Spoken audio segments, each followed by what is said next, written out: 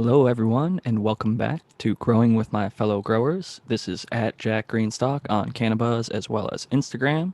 Thank you all for joining me this evening. I'm joined, as always, by the panel of awesome growers, and we've got an IPM specialist with us this evening. And first, I'm going to pass it over to Matthew Gates.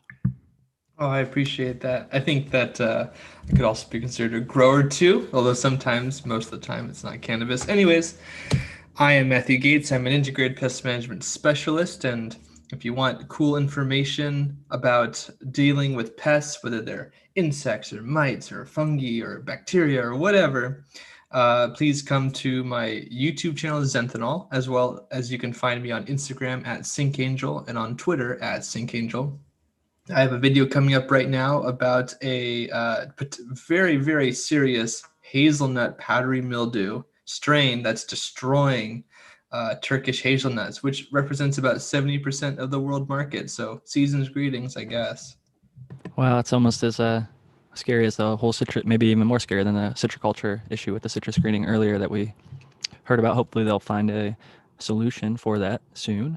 I want to shout out E in the chat first. You are the first one here, Smiley's Garden, Veronica. Next up, we got Aaron the Grower over here with us this evening. How you doing, bud? What's going on, Jack, and everybody else on the panel? Happy to be here. Excited for the show tonight. I have a lot going on. I just dropped the website. I'm back on Instagram. But it's still fuck Instagram, you know. But anyway, fuck Instagram. I'm back on Instagram. Go to my website if you want to support me, atgacres.com. Pick up some swag, some merch, and some plant packers, new product I worked on and poured my heart out into. So hope everybody likes it. Don't be so blasé about that. I want to hear more about it. We can talk about it. Yeah, for sure. Alrighty, well, we'll get into that a little bit later, but next up, we got Brandon Rust. I'm over here choking on this dab I just did. What's going on, everybody?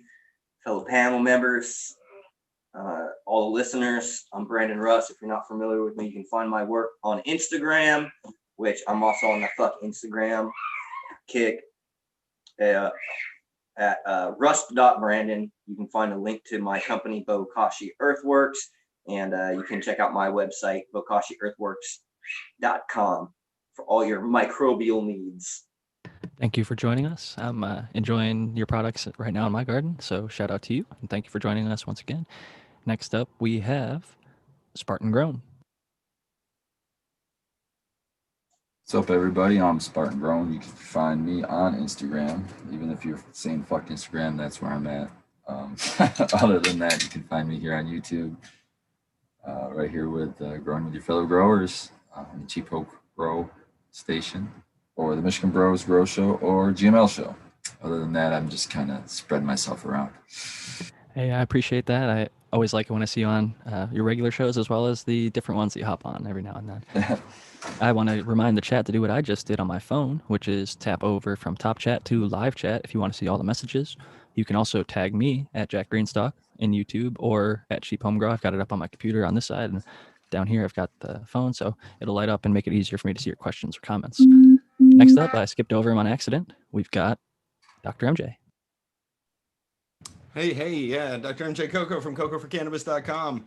I got a new video out today, just premiered a few hours ago, my par testing review of the Grower's Choice ROI E720.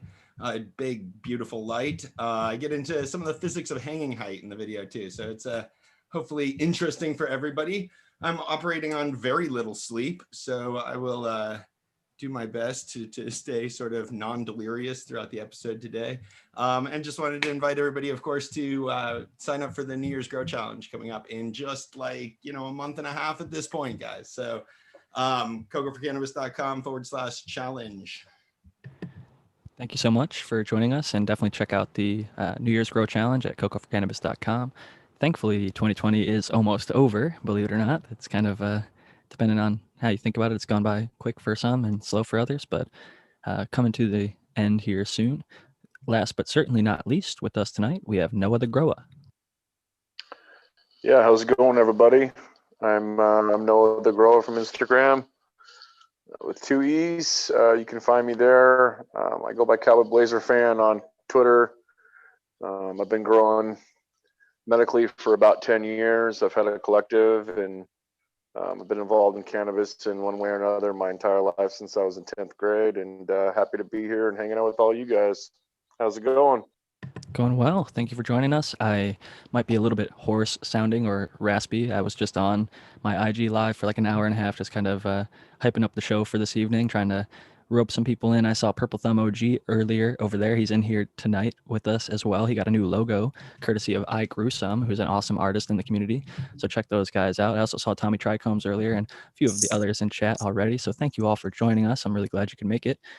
I talked about a few different topics on my IG live that I think might be worth discussing on tonight's show if you guys are interested.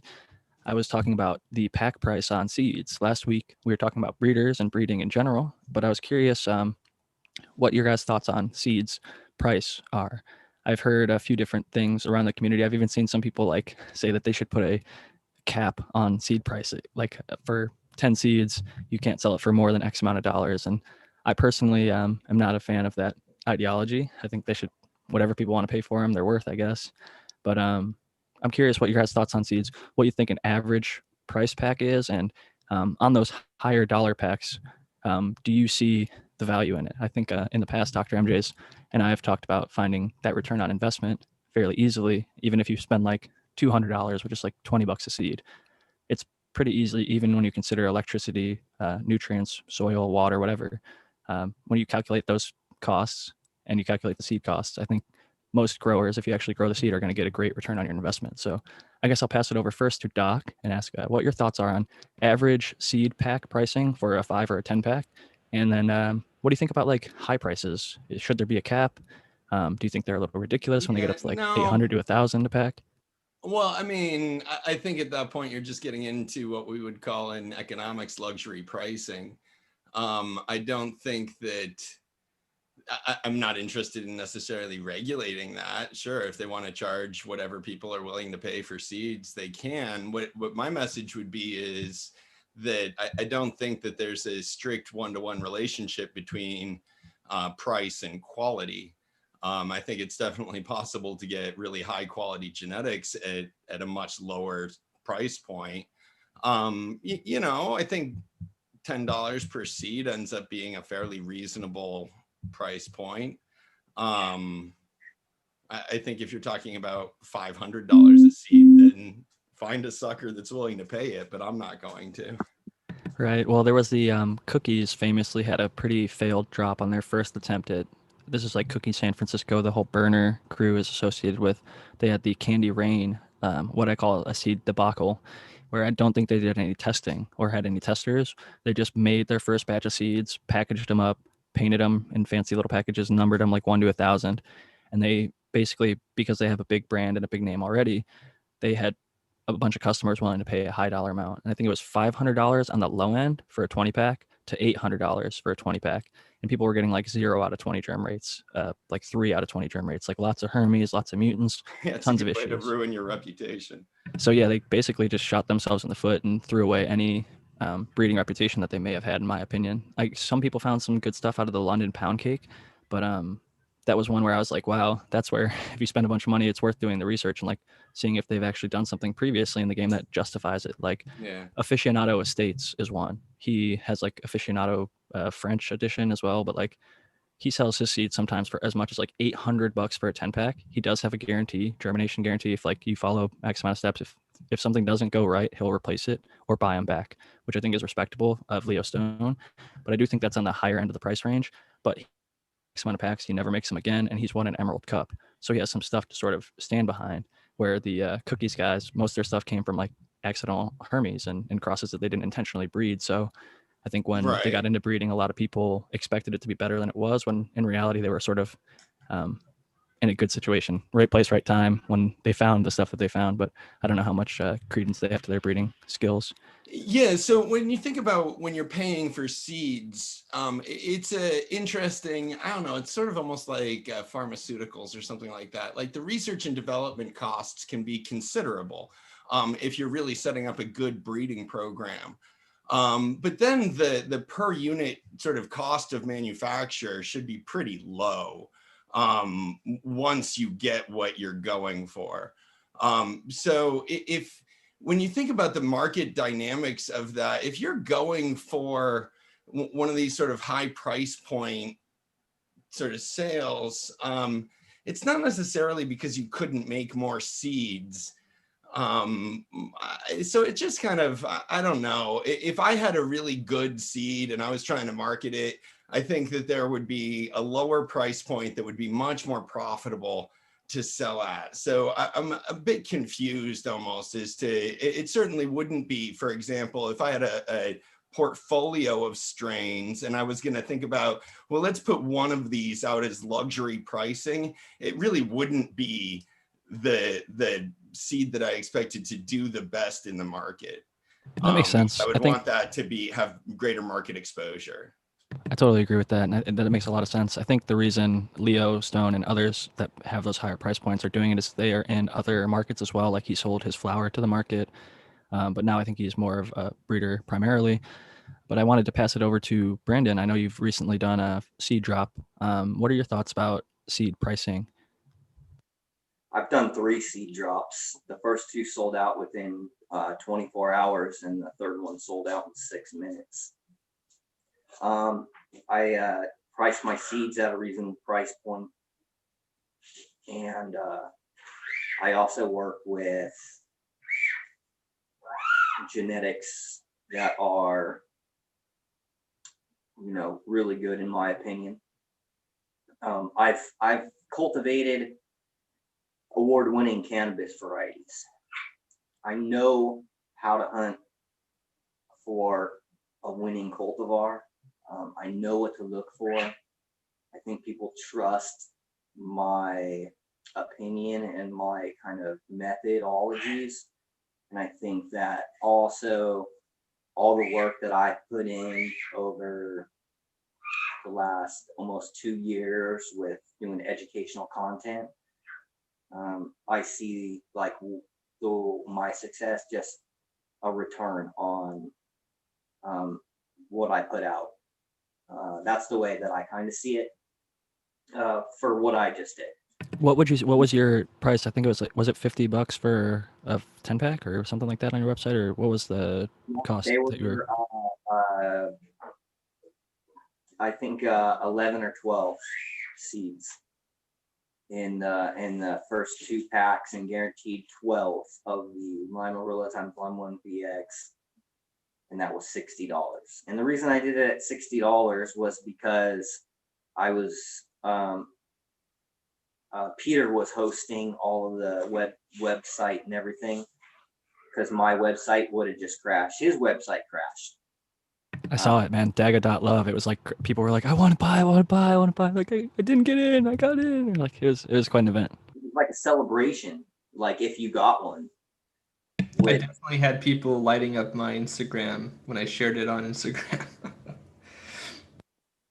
And it's, you know, here's the thing. I've been working with this for a really long time, so I wanted to share it with the community. I got a little bit of backlash because people were angry because they didn't get it and stuff. And I was just like, well, you're going to remake it, right? Well, no, this was like the whole reason I did that was because it wasn't even for the community. It was for me.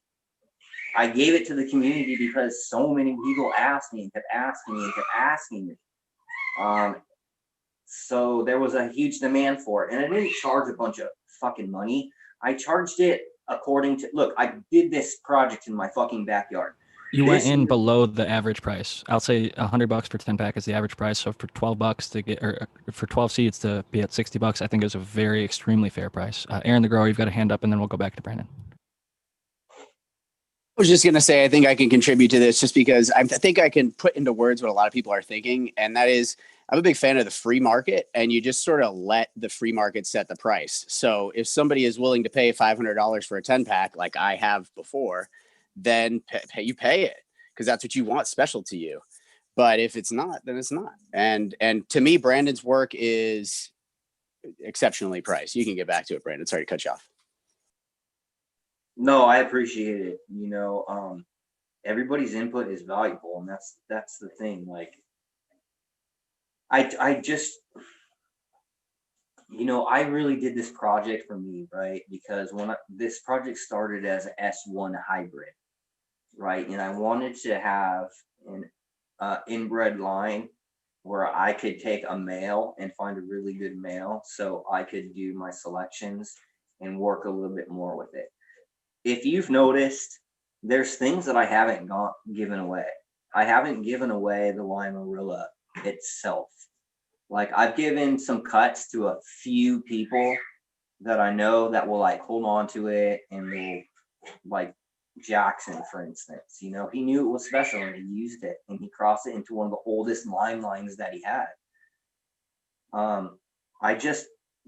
My thing is, like, if the market is going to kind of do what it will, right? I just put my shit out there. I have a limited quantity of it, and if you want it, it's there. You're going to have to just be on top of things if you want to get it. Because I didn't intend for these projects to be even public, because I'm not really like a breeder. I'm somebody who's like looking for something specific, because I've been doing this a really long time, and I know 100% that there are specific cannabis varietals, right? There are these fucking genetics that can put you on the fucking map. There are varietals that will pay your fucking bills, even when the market's down, right? These things are like tried and true, and no matter what, it'll fucking get you through. That's one of the things that I love about cannabis, right? Because I've had these things. And everybody wants a little piece of that, right? Because everybody wants independence. Everybody wants freedom.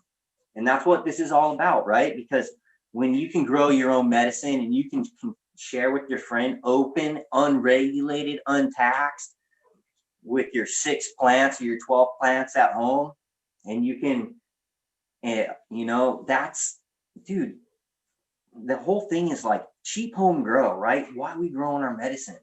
Sometimes we're growing our medicine so that way we can support our families, or so we can put a little extra in our fucking pocket, so that way we can give our fucking kids and our families what they need. Absolutely, man. I mean, Adam from 2020 Mendocino is a good story about how Trainwreck basically paid for his house over a few years. And that was up in like the Arcata Humboldt area. Mendocino is where his name is coming from. And one of my buddies the first guy I taught to grow in person, he was my barber, but the year I taught him to grow, by his second crop, it was like around Christmas time, he brought it down and was able to like not be paying money for cannabis, and like his buddies would pick some up, and you all know how that goes. But that year he was able to buy his kids more Christmas presents than he had ever had any previous year. And like that was such a great feeling. That was like so rewarding for me to help him get that skill that allowed him the financial freedom to give his kids a better life. But to get back on the seed topic, Spartan Grown, you've been chiefing away. I'm loving how smoky it is over there. First off, what are you smoking on? And secondly, what are your thoughts on the whole seed pricing? This is Blue Cough. This is my Blue Cough. I just trimmed it up today, finished trimming it, so I'm smoking it. And a King Cone, raw King Cone, love it. And seed prices are fine. I don't see why people bitch. I get way more than what I'm paying for my seeds. So I'd say it's Totally agree. a million times a day. Everybody fucking bitches about seed prices. And I'm like, if you get one out of the whole pack to be a female and get 1 fucking ounce, you've already made your fucking money back. What are you bitching about? I think it's kind of like when people complain about gas prices going up a little bit. It's like the few cents that you're changing per gallon. Like, if you have a good job, you're using that gas to like go make yourself way more money than that gas is costing you. So I think sometimes people like, I think there's a saying like pound cheap and penny foolish or something like that. I don't know. I'm probably fucking it up. It's just short-sightedness. So everybody in this day and age wants everything yesterday. They have no patience. And convenience over doing what's right, dude. It's all about like the convenience instead of like putting in work for shit. Like, I feel like a lot of people feel like it's just like gonna happen. Like, you really gotta put really hard work into this. Like, even if it's your home grow, you gotta look at that all the time. check out. Noah the Grower has one of my favorite quotes on my Instagram. Shane clipped it out of a now deleted episode of Cheap Home Grow, but he's like basically saying like the best growers I know are the hardest workers, and like you might not consider it work because like if you love it, it's not work, whatever. But you're in there busting your ass. You're watering, you're de-leafing, you're drying and curing it as perfectly as you can. You're trying to do everything you can to drive that quality up. So, Noah, what are your thoughts about that on the home grow scale, and do you have any thoughts on the seed pricing?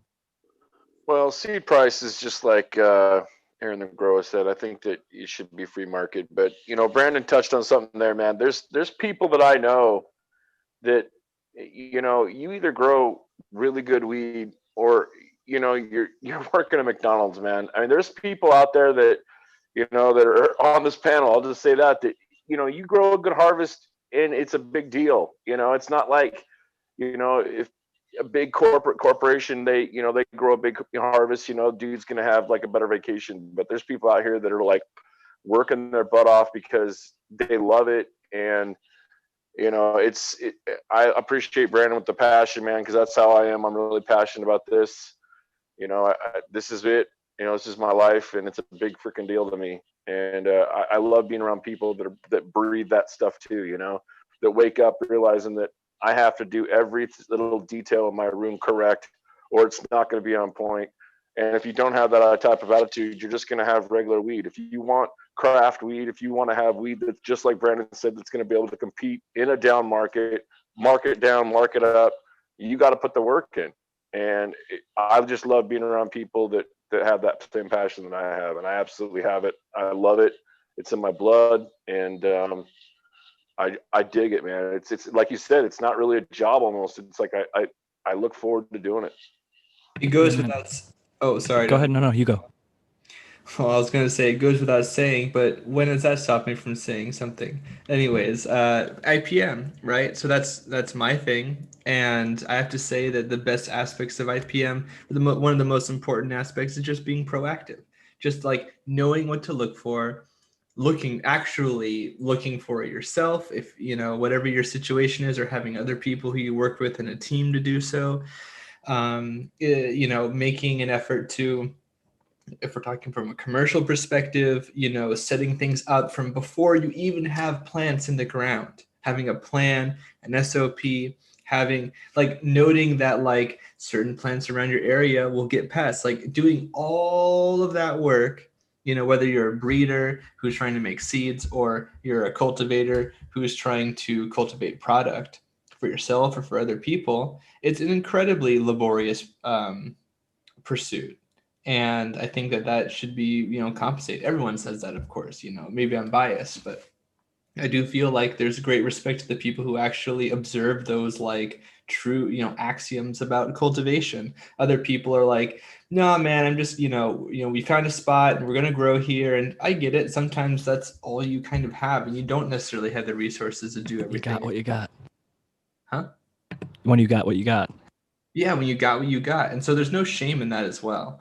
Right. But it is true that from a production perspective, like there are a lot of boxes that should be checked off, and there's a lot of boxes that must be checked off. I think, especially at a certain scale, or you will suffer consequences that you wouldn't have even suffered if you had a smaller scale, for example. And kudos again goes to Brandon. I'll say it every time we bring it up, but I'm so happy to see your successes, and I'm glad that people are willing to. I mean, they have a value for the kinds of product you made. I've smoked many of the things that you've produced, also things that are just not available to other people. And not to blow smoke too much, I feel as though like you don't get that back. You don't get those memories back. You don't get those situations back. Sometimes it's like lightning in a bottle. You know what? Can I be honest with you guys? I often feel really uncomfortable because I just want to do like what I do because I like to do it, and I get so much praise, and I get a lot of attention and stuff, and it's like my whole thing is I like to educate people, but I also, it's really humbling for me to just, because like I said, I wouldn't even be where I am right now if it wasn't for all the panel members, every single person that's here and some people that aren't here, right? Because we've all been able to learn from each other. So, Dude, this vibe right now is like super. It's like a quarter dose of acid right now. You guys are the best. Love you guys. That might be the best compliment I've ever received. That's hysterical. I love it. Here, here. Cheers to that, brother. I'm smoking on some of my homegrown. Shout out to Original Dankster. He bred it. Speaking of breeders, it's called 3 Point Stance. It's a cross of Black Triangle female that was hit by a GMO Mac male. And it's kind of like a sour Skittles with like a garlic, funky skunk undertones to it. I really love this stuff. My wifey packed me up a joint so I could smoke a little bit during the show with you all. So shout out to her. One thing I wanted to say, going back to a comment Brandon made a little bit earlier, he was talking about like people are so in a rush to now just get stuff out, and like people don't want to be patient. And one of the things I really realized is like having made seeds right now for myself, you can, not to like throw breeders under the bus, but you can make seeds for like pennies on the dollar. I say the term make seeds, not breed seeds, because if you just take a male and smash it to a female, you can get yourself a bunch of seeds. Doesn't mean that you've ever grown them, tested them, know what they're going to do together. They might be great, but they might also cause Hermes and be terrible and fuck up a bunch of people's gardens. But like you can make seeds really, really cheaply, but to actually like breed them and go through the process that Brandon's talking about, which is like a lifetime really of work, because everything he smoked up until the point that he tried something kind of factors into like how he compares it to that thing.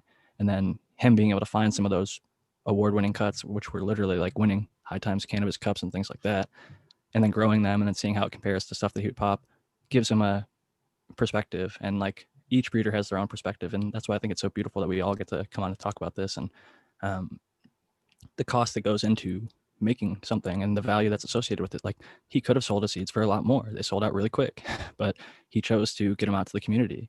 And it's one of his earlier, probably it's, to my knowledge, his first public drop.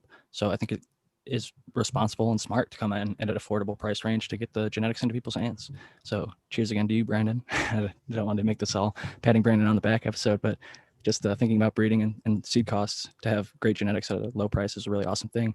But going back to what Doc, Hold on. I think the moral of this story is time to raise your prices, Brandon. Yeah, obviously, right? perhaps that's usually a good sign if you're selling out. I feel like I need to. The reason why I actually priced it the way it was because I made a bunch of seeds in my backyard as opposed to growing a bunch of cannabis flower for myself. So I was looking at the size of these plants. You know, they're like 7 feet tall ish. And I was thinking, how many pounds would this plant produce, or how much pounds would this have produced? That's kind of what I based it off of. I was like, I probably could have gotten 3 pounds off of this plant. I probably could have gotten a pound off of this one. I probably could have only gotten maybe a half off this, and so when I'm like looking at, what I would have netted value wise as far as the production and flower, and then I look at the seeds, which is thousands and thousands of seeds. Pretty sure I could, I can price them at a low price point, but again, That being said, though, a lot of people would have just been greedy and priced them more expensively, and you could have. And I think that it was a really cool thing that you did to put the seeds out to the community. And let's not all, think that this was all me. I really was strategic in the way I went about doing this, and I've been communicating with Jackson the whole time, and he promoted it as well. And we've been we worked, and shared through the whole process. So it wasn't just me. I worked with. But you worked with a guy who worked with Aficionado. Again, they're both Emerald Cup winners. Shout out to Mean Gene from Mendocino on Instagram. He's awesome. I'm glad that you got to work with him. But he's done drops that were way more expensive, that he was like one half of the collaboration. You know what I mean? And I saw a pack of original Black Lime Reserve seeds get auctioned off for $2,200. yeah, I've seen stuff like that too. The resales, I'm sure even your Limarilla are going to get resold for a lot. But going back to what Doc said, I think it would be remiss if this is a Cheap Home Grow podcast. So to be on the other side of things, playing devil's advocate, what makes somebody else's, like those aficionado seeds, even though he has an Emerald Cup, like Gene has an Emerald Cup, you could get Brandon seeds for affordable, but like, where is that middle point? Like, I think I'm actually comfortable paying a decent amount for seeds. I just spent $210 on a pack of Donnie Burger, and it was like, I think 12 seeds, but it was marketed as a 10. So $21 a seed, double the average price. And additionally, I want to add to that question, if I can. Do Go ahead. you guys feel as though, and you guys can talk in the chat about this as well. I'm sure it happens in other disciplines. I know that it does, but when something that might be perceived as a high value product, like you were saying with the Limarilla, or the Black Lime Reserve rather, Brandon, if somebody prices sort of a progeny, so other seeds from that line at a lower price point, does that then have like a sort of a rebound effect on the original because people can get it for lower? Do people make some sort of like a equivocation in their mind, like, oh, well, I can get these for 60 or whatever dollar, even though that went for so much more? No, I think that because that's a separate thing. You know, the Limarilla is Black Lime Reserve by Gorilla Glue 4, and then what I released was that a really good cut of that times the Lime 1 BX, which is Lime 1 Grape Soda Skunk. And as somebody who spent money on seeds, if it's not the exact same thing that you're looking for, it's different enough. And as long as you're not like, Brandon's not calling it Black Lime Reserve, even though you could try and fake it and say this is Black Lime Reserve and like it's limey enough, you could trick people into doing that. But he's calling it Limarilla. He's calling it what it is. So I think that because people, if they're looking for Limarilla, they're going to go for the Limarilla. If they're looking for Black Lime, they're going to get that Black Lime. I think it's specific enough of a thing with genetics, at least for me as a consumer. Still. I generally agree too. I wanted to also give a big shout out. Shane from the Cheap Home Grow is actually in the chat right now. That is not me typing on the Cheap Home Grow. That's actually Shane. So shout out to Shane. Thank you for joining us, buddy. I appreciate the kind words. And I know a lot of the people in the chat are giving you love because it's blowing up my feed over here on the left side because I'm logged in on Cheap Home Grow. But like I said, that's not me. Shane's actually saying what's up to everyone. Get them. I'm sorry, Brandon, I couldn't hear you. I think your phone is on vibrate, and when it vibrates, we just hear the phone vibrating on the table, and it cut out what you were saying. There we go. I think it's because my notifications on my phone were on. What's up, Shane? If you're listening, you should come on the show. Cheers. Yeah, if he's available, I'm sure the people would love to hear from him, even if it's just for a few moments. I'm going to ask Aaron the grower what he's dabbing on after he maybe coughs up a lung or maybe handles it like a champ. We'll see. We'll see. I'll keep the mute button closed. Garanimals, like, dude, this Garanimals, like you guys were talking about strains that do well in bad times and strains that do well in good times. This Garanimals is just, I could do nothing to it. It could get attacked by bugs. It just comes out primo, man, every time. I love this shit. I could put some of the flour I'm like actually bucking down. I don't know if you guys follow he's in Oregon, Medicropper. He grows some Garanimals, and he had like a bunch of shit going on with his facility. There'd be some really bad grows, and he used to like kind of grow rescue, but the Garanimals always seem to do well. So cheers. Garanimals seems like it's some good stuff. What temp do you set that e-nail to? This thing's all fucked up, man. It's like, it's like old and crappy. And I don't know, it says 456 is what I got it on, but it's probably more like 550. Hey, whatever gets the job done. I always like aimed for between like 420 and like 500, 380 at the lowest end for me. Some people cold start. I like to leave nothing left in the tray and just gone. Get it all. Mm-hmm. That's how I am too.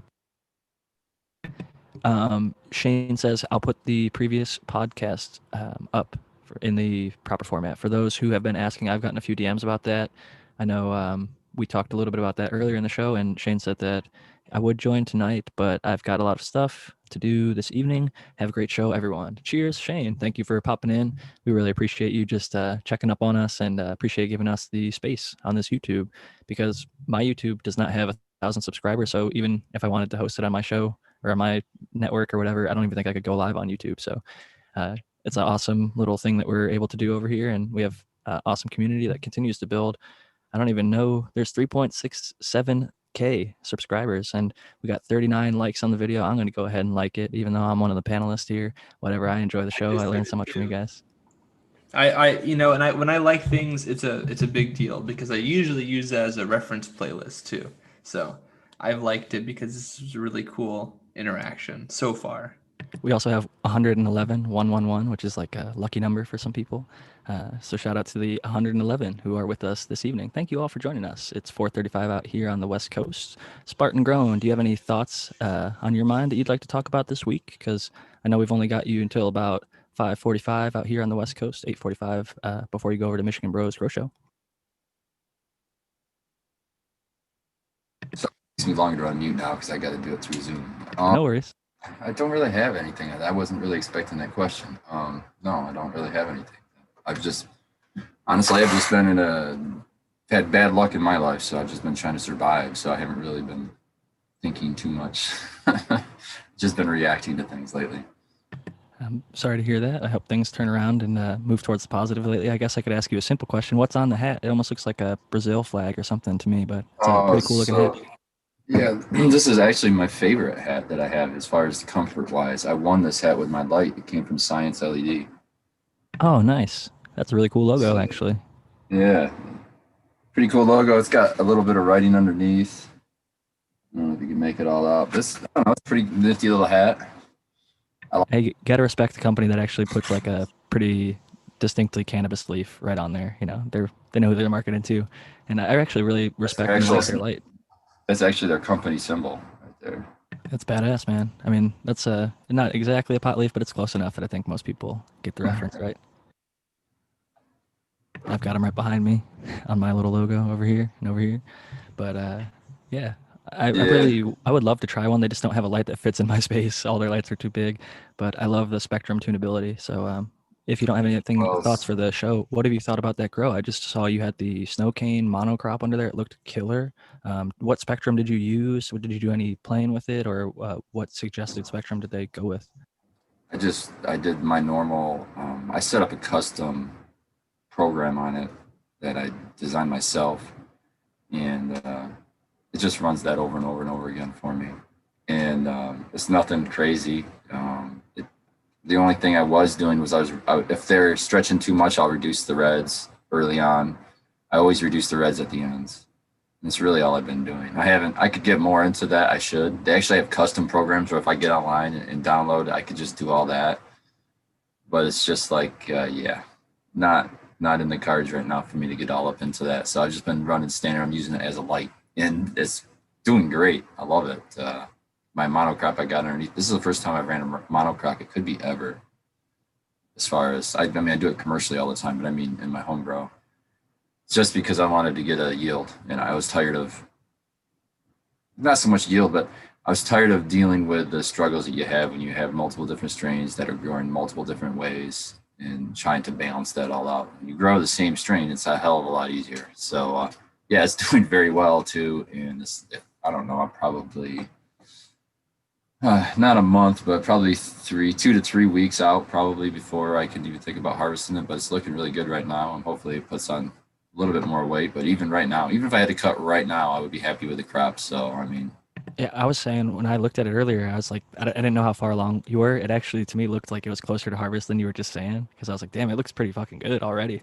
And so definitely shout out to them, even if you're not using the fanciness of the spectrum. They have high efficiency LEDs, and they have a good, from what I understand, they actually have a fairly interesting optic. Most optics I've seen lose some efficiency. Theirs seem to do a pretty good job. So, well, that's the thing is they have optics on there so that you don't have that. It reduces hot spots. It spreads the light more, and it's already in a bar style, so that's already spreading the light. So you can get this light pretty. I think 8 inches within 8 inches, and in fact, I've had it. I think the last time I had it, it might have been 9 inches, but I didn't get any bleaching or anything like that. So. Where it really shines is those close spaces where you're really trying to maximize your height, if you're or whatever where you're growing. So I would recommend the Raging Kush for that for sure. I don't even know how much the thing costs anymore, but when I won it, it was over $1,000 when I looked it up. So it's not something that's cheap, that's for sure. So I don't want to think It is it's a big light though, and it produces super a big. lot of It's weight. heavy too. You need like, I mean, it's difficult to even. Well built. Yeah, I hung it whether I had plants in there, which was a dumb thing to do. Don't do that. But when you win a light and I don't know, you feel obligated. You just got to get that thing up. I know how you're Yeah. feeling. So I had my son. Actually, I had to have my son help me hang it over the plants because I just couldn't do it myself with the plants there. You know what I mean? So yeah, it's definitely a decent bulky light. It's almost the size of the 4x4. I mean, it's pretty wide and long. That's kind of the intent, I think, of the designers behind these lights, because it makes sense if you want to cover that square footage. It makes sense to put diodes as many places as you can in the grow area. Dr. MJ has been doing a lot of testing. Do you have any plans for a science LED light to be tested, or do you have any thoughts just generally on grow lighting, since I know you've been doing a ton of testing lately? Yeah, well, I just put out my Grower's Choice video today. Science is not actually on my list. I looked into them a while ago. It's tough, and I have more than I can sort of keep up with at this point. So I'm doing the very best that I can. I still have a hallway full of lights, and I'm booked through January at this point. There's more lights than you can shake lights a that like stick I'm at. interested in, but yeah, the customizable spectrum is sort of less interesting to me, but it still seems like it might be an interesting light, and there are some advantages to it. I'm not trying to completely diminish that either. But yeah, the other light that I just tested, which sort of was coming up, was the MyGrow. I finally got the other MyGrow array in, and just ran the part tests on that yesterday. And like you were saying, that runs down at 6 inches, 16 centimeters I tested it at, which, initially I was thinking was really tight.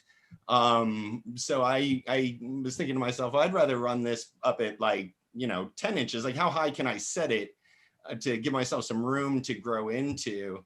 So I set it up at 10 inches to give 4 inches of growth room. And there was really a very small drop off in overall performance. So that's the other thing that the arrays sort of do, since they spread the light so well.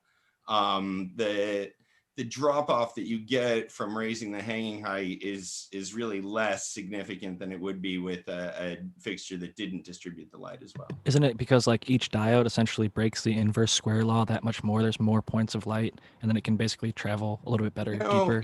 The inverse square law gets so complicated in a reflective space. So it's almost not helpful, I think, to think about the inverse square law. You should think about it like the light being like things that are flying out of the fixture, and some of them sort of get vaporized as they hit the walls. The rest of them make it to the canopy. And so the higher you raise the fixture, it makes more wall visible. That means more photons will hit the wall. That means you're going to have higher reflective losses. Other than that, the photons just, like, even though they're spreading out according to the inverse square rule, most of them hit the wall and bounce back, and eventually find the canopy. So really the problem, or the drop off that you experience from raising the fixture is, right in the center, the hotspot goes down because of the inverse square rule. It's sort of further away from the diodes that were really directly penetrating it, but most of the light just sort of spreads out. It doesn't like disappear. And that's actually one of the cool things that I look at in the Grower's Choice video that I dropped today. Which one was it? They have a whole range, like 420, 7 something, 680. Grower's Choice? Yeah. Yeah, and I have the 420 out in the hallway too. I haven't tested it yet. And I have their FPS or PFS system out there too. So those will all be coming out at some point. But yeah, no, check out this video if you're interested in that. If you're interested in how changing the hanging height, especially in an array, affects the quantity of light that arrives to the canopy and how it affects sort of the distribution. it really improves the distribution. And it, you know, slightly lowers the quantity of light. It lowers the quantity of light a lot less than you would expect if you were just thinking about the inverse square rule. I totally agree with that. And there's a post on Build a Soil. He got, I use timber grow lights for my cultivation space and my flower. I've like bolted some stuff onto there, but they've recently switched from cobs over to the bar strip style. And he replaced his like double-ended 630 CMHs with whatever the name of the new timber grow light LED is. And he had one of those quantum sensors, and he was basically like hovering it in the tent. And he had the light basically hung all the way up at the very top, or like pretty high up in the tent. And he showed like close to it, like getting to like 1500, 1000. But then like he kept going lower and lower, and I thought it would be dropping at a much more rapid like rate. But when there's not plants there to absorb those photons, or the walls, because he was in a Mylar tent, I should say, a Gorilla Grow tent. Yep. You're getting a lot of reflectivity. You are losing some, like Dr. MJ mentioned. It's obviously better to be a little bit hung, ideally, I should say. But if you do hang it a little bit higher than needed, I think it can even out so you don't have any hot spots, and you can still get plenty of light it down can on be the camper. better. That's one of the things I was looking at with the Grower's Choice fixture. You know, you lose a little bit when you can hang that thing. It's a beast of a light, and you can hang it all the way down at 15 inches. And since it distributes the light so well, there's no areas above 1000 at 15 inches. Like the entire center area is in the 990s practically, but there's no area above 1000 there. But I raised it all the way up from 15 to 22 inches. And at 22 inches, that center area does drop down in PPFD, but the edges all come way up. And so there's like enough light added to the edges, and adding that light to the edges is more efficient. So like, you know, taking the center from like 990 down to 850 costs you a little bit in terms of photosynthesis, but not really that much. But if you can bring a 400 up to 500, you gain actually quite a bit in terms of photosynthesis there.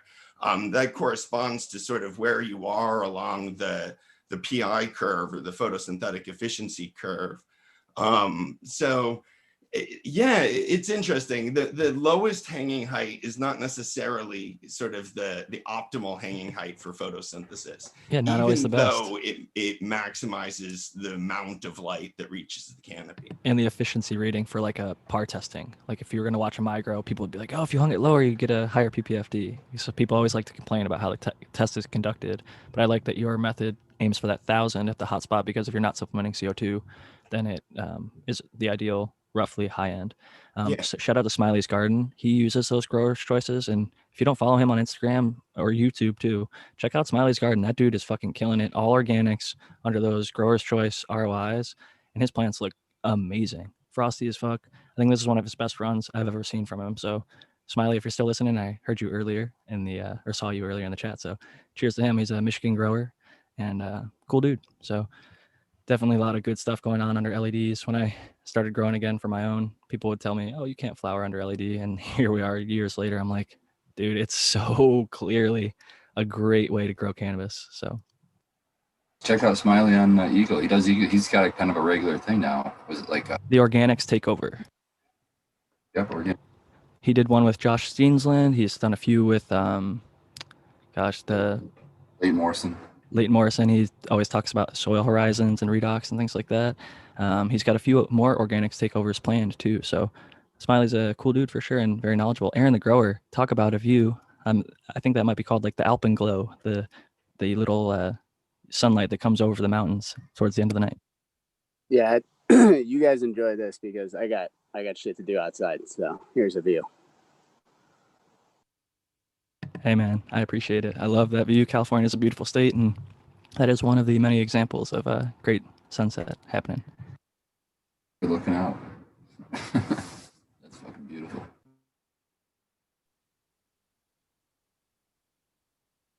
You ever have a thought in your head and it just drifts away? And All you the time. try and think about it, and then it makes it go even further and further. It'll come back to me, I guess. Yeah, you lose the train, or you still have the train, but you just lost the tracks that the train was driving on, and now you feel like you're driving this train and you no longer have tracks. That's where I'm at right now. And 124 in chat are like, what the fuck is Jack going to bring up next? Well, I don't have any topics, so if you'd like to tag one of us, you can tag at Cheap Home Grow or at Jack Greenstock. I'm going to go through and look at the chat. Is hot dog a sandwich? I don't think we've asked that question yet. No. Well, they serve some hot dogs on sandwich buns at like fancy restaurants in some places, and then like at dive bars, like where I live, there's a place that serves their burgers on hot dog buns. So how about that for a mind fuck? Argue that hot dogs aren't food. No, got, if it's like- anything hot, it's not a sandwich. I've got a better question. Hey, you Does guys want everybody to know hear what I mean? Does everybody know what I mean when I say a dry hit? On I do, but you can just elaborate for the 124 who might not know? Okay, because I'd like to bring this back because it's a dying art. I don't have a joint rolled right now, but we'll pretend this packing stick is a joint. Once you roll your joint all the way up, yeah, you take your joint and you just hit it without it being lit. And a couple reasons you'll do that. For one, the flavor that you can get from it is going to give you an idea of the terps that you're about to inhale, which is cool. In fact, when I hang out with my bros at the Michigan Bros Grow Show, when we pass one around, we usually pass around a dry hit first before we even light it. But the other thing is if you're rolling your own, it's a good way to test the draw. Like if you pack it too tight, like if you're packing a cone, or if you rolled it too tight, when you try to draw through it before you've lit it, you try to draw through it and you feel that it's super tight, you could maybe massage it a little bit and loosen it up and save that joint before you light it. So it's always cool to do that dry hit. So don't be in a hurry to light your joint. Yeah, it'll prevent a canoe or an uneven burn. And I'm a big fan of the tapping it like 10 times, like softly on the tip, just to like kind of even out some of the flow. But sometimes that might make it too tight. Like Spartan's talking about, if you do that dry hit, you can see if it's going to pull good airflow. And shout out to Rock and Roll, the CEO of Raw, like the rolling papers. That dude's awesome, man. If you don't follow him on Instagram, you definitely should. I used to have a really hard time rolling joints because I've broken all my fingers. I have arthritis in both hands. It used to take me up to like 25, 30 minutes to roll a single joint. Now I can roll a really nice joint in 5 minutes because some of the tips I learned on his thing and just practicing. But like, I don't get shaky anymore, like because I don't take as long of a time working with like a fine thing. So shout out to him for sure. I wanted to maybe transition the second hour because as I talked about privately with Matthew, because he's my resident IPM specialist in real life as well as on the show, I took in some clones recently and I felt a little bit responsible because, you know, I quarantined them. I set them in a cultivation space entirely their own. The individual told me that they were treated with like one of the two things that I would have used, but I couldn't remember because I was really medicated at the time. They picked it up and it wasn't like in writing. I probably should have just asked them, but I think they said like, don't spray sulfur, or maybe they were sprayed with sulfur and it's like, don't use oil. So my thought was like, I'm just going to let them chill for like a week or two in quarantine on their own, see what happens. Because he said they were treated. If they're treated, then they shouldn't have anything, right? So set them aside. And, you know, if you Google Tetranechus ear decay, I'm probably mispronouncing that, but two-spotted spider mite, their life cycle, I think it's between like 5 and 20 days. And about like 12 days later, I hadn't been keeping the best of eye on them because they're just a few clones. I transplanted them up from their little cube into a solo cup, was just watering them when they needed it, etc. Not doing my best crop scouting because I had 2 other cultivation spaces going on and I work a full-time job. So things happen, but I peeked my head in there one day and fucking sure enough, there's webs all over the fucking tops of like 2, and 1 being the one that my wife wanted the most. Get out the fucking slurping. vacuum, dude. So I had the amazing Dr. Zyme sitting literally within arm's reach. So I was like, you know what? I've heard a lot of good things about this. I'll try it. Mixed some up, filled up a cup, dunked the entire clone, and then I watered some in because I was like, you know what? Maybe it'll take care of some of the shit in the root zone. Within 24 hours, it did kill the population that was there, but the plants started getting this kind of really nasty curl. They were really immature clones, so maybe I shocked them too much. But I tried to nurse them back to health, and I'd spray them with Dr. Zymes each day, just lightly. And sure enough, the spider mites came back. And I think the reason being is the individual, I'm not going to name, who gave me the clones, they said that they were using Dr. Zymes as one of their things in their rotation. So I think potentially maybe I'll pass this to Matthew, but maybe his spider mites were resistant to the fucking Dr. Zymes because they've been hit with it enough times. And I didn't rotate anything in there. And I was like, you know what? I don't want these clones enough to fucking go through the battle of like going out and getting sulfur and like potentially going from like enzymes to Just sulfur to oils. One quick question: did you heat up your solution when you were making your Dr. Zymes? I did not. That's probably where you messed up. If I don't remember the exact process. We did a interview with the lady from Dr. Zymes on the Mission Bros Grow Show. So just Google Dr. Zymes, Mission Bros Grow Show, and you just listen to her say it. Heat it up to a certain temperature. That's the one thing that a lot of people don't do on that one. It's interesting because I don't see that anywhere like on their bottle or labels or instructions or anything. But I do Oh, it wasn't remember on it? actually Okay. that I don't you know. that you said If it. you look- What's if you what's your look on process? I heard that show. Look on the instructions. It says that the enzymes are best active at warmer temperatures, around like I think like 84 to like That's what MySpace is. So, I mean, 6 degrees. And it's just because the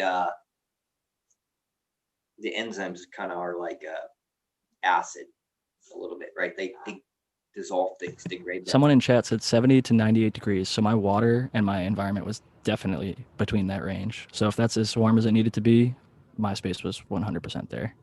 So I don't know. It could have been the resistant. Matthew, I'd love to hear what you think about this. Do you think that it's possible the spider mites were resistant? And I probably just overwhelmed them being such young clones. They just didn't like the dunk. Didn't have them there for a long time. But Matt, what do you think about the resistance to an enzyme product like that, even if I didn't apply it properly? Well, like the other two mentioned that, applying any product, every product's different. Even different products have the same active ingredient, the formulations can be different.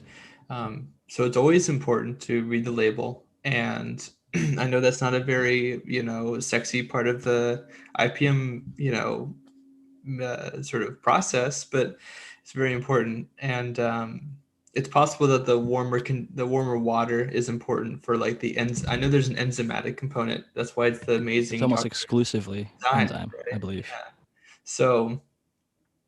So having enzymes be at the right temperature is important in life in general, and perhaps here too.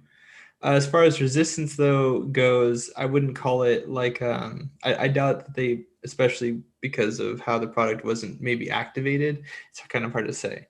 But resistance typically there's different kinds of resistances.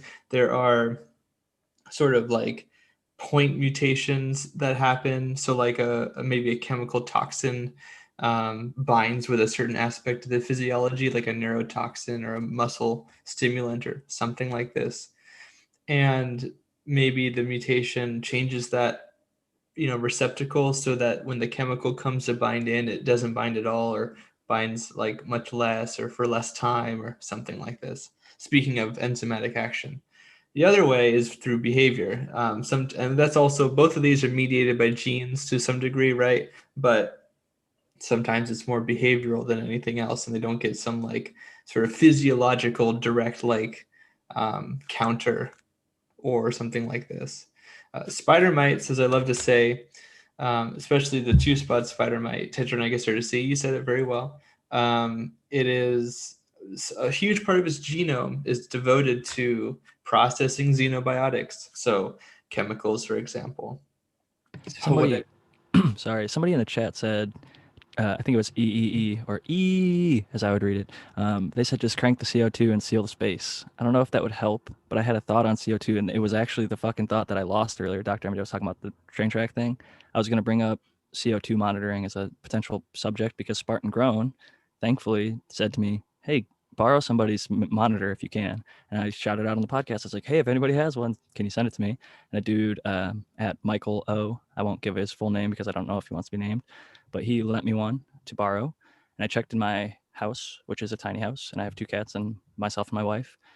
And it's fairly sealed for this point, but we do draw in air, even though it's like fall/winter here in Southern California. It was 70 today. But long story short, my minimum level was 1200 at lights on. At the lowest, my plants could suck the CO2 down in my cultivation space. Like that's putting the monitor right in the spot where the plants are. In my general space around my house, 1500 to 1900. So if it was like 200 higher, And this is the worst time of year, like the highest high, because I'm the most sealed up. So I'm like at least thankful that I checked it at these times. But any higher, I'd be at like a OSHA hazard, like over 2,000. Even at that level, like at 1 to 2,000, people were sending me messages like, "Hey, it's No, not my safe." meter. I know my meter will read 2,000 over 2,000, and I took my meter just for shits and giggles. This was a while ago when there was more people in the house, but anyhow, and it pegged it out. It didn't even give me a reading. It just said over, overload or whatever. And I was like, oh god damn. Dude, there's something I looked up what's like the safe CO2 levels, and if you ride in a small car with 4 adults, the CO2 levels get over 6,000 parts per million within like a half an hour. So like something that happens like fairly often on a road trip, people like sealing up the thing. It's like you can get yourself in a situation where there's like tons and tons of CO2. We pump it out. I mean, we're breathing it out. That's what explains why I get so sleepy on road trips. That must be it. Oh, I'm actually It really might be You why. have the climate control on, or the air conditioning, or a window open, or something though. You'd have to have some sort of like hermetic. You have to hermetically seal the location to answer. I'll the say question. when I worked at a indoor grow and we had a sealed room, it was like we would crank it about 1,600 ppms. And if I spent 4 hours in there, I'd get so dizzy I had to leave for 15, 30 minutes because I like, you start to gray out a little bit. It's also important to note that like human physiology and like spider mite physiology or insect physiology is really different. For one, we actively breathe. Insects and mites, they passively breathe. So that's one important aspect, and why that's very significant for the CO2 thing, because they're so much smaller and they don't really like take in the breaths that we do. So the point I'm trying to make is that, yeah, you'd have to really seal it, and you'd have to probably pump it up a lot, quite a bit higher. I remember I've been asked this question many times, and I haven't committed the answer to memory, but I remember looking into it and realizing that it would have to be quite a bit of CO2, honestly, way more than like Not the worth. OSHA recommendation. Yeah, not worth trying to use it as a legitimate IPM strategy. Somebody, Shredder0911, says their parents used to hotbox cigs in their car when they were a child, so that had to be pretty rough. I know a lot of people went through that. That's if you looked at the health regulations behind that, I'm sure they'd be fucking all kinds of people freaking out. 80s were fucking crazy, dude. People were doing whatever they wanted. I do want to say that there is a certain virtuosity to like rolling joints really well, or like wrapping a high quality like full leaf tobacco cigar or something like this. I think it's really cool when people, to go back to your earlier comment, Jack, and also you, Spartan, it's really cool to me people who have that talent.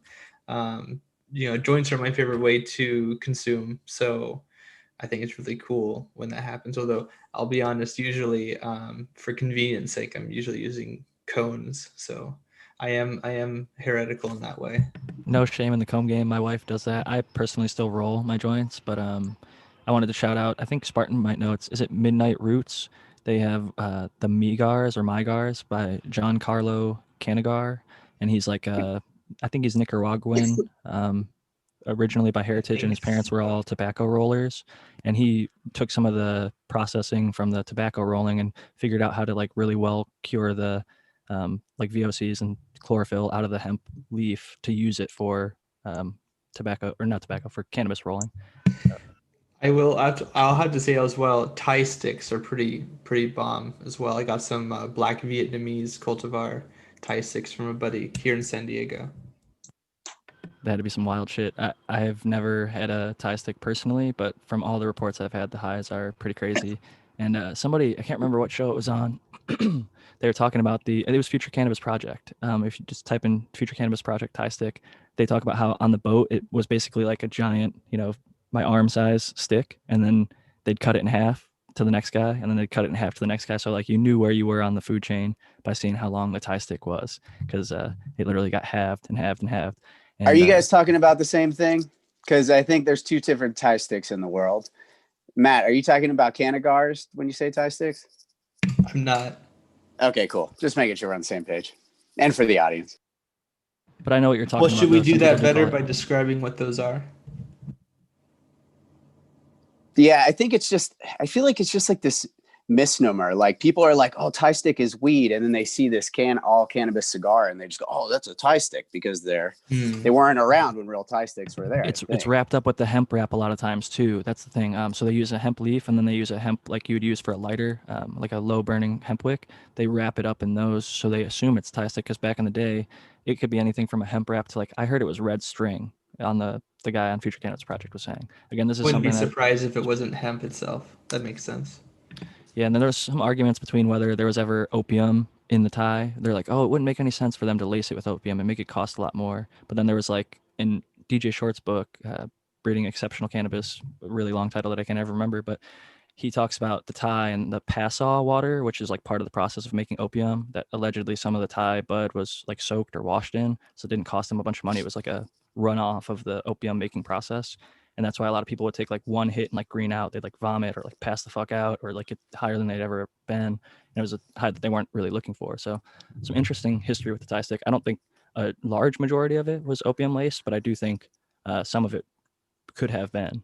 And I do think also just the highs from Thai, I've had some of the genetics from those similar lineages and ancestries and areas of the world are like literally psychedelic. Like your eyes, when you're looking at a light, it starts to like twinkle more. I don't know if you guys ever get that effect, but there's some dude, you really fucking visual twinkled when you said that. Your whole fucking image like faded away for a split second. Is very meta.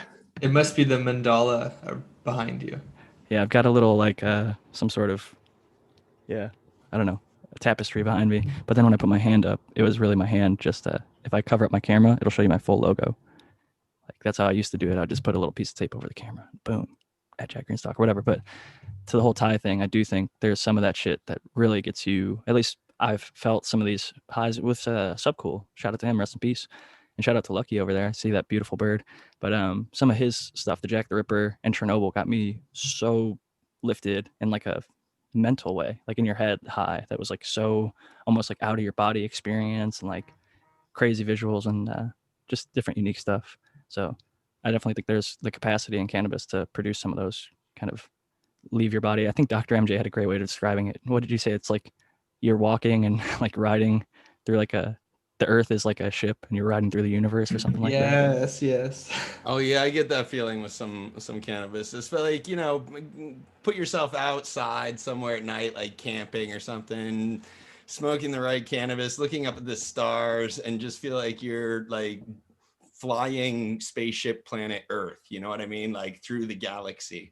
That's my favorite sort of high experience. In other words, it's like you're realizing but that's a totally true statement. You know what I mean?